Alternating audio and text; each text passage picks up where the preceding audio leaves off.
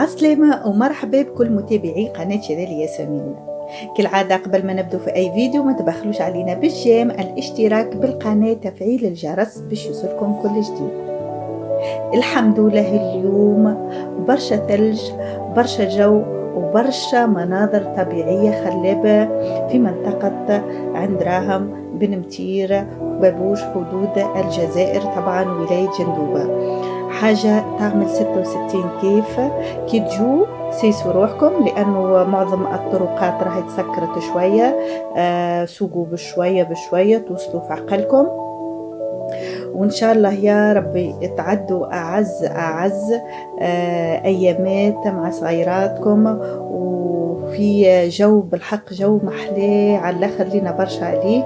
وخاصة تونس وصلت لدرجة إنها تعاني من قلة الماء وسدود نقصت بصفة تحت الشطر، مش تحت الشطر، محسوب جفت السدود خلاص. بحول الله الأمطار هذا والثلوج هذا تعوض علينا وربي يعطي خيره.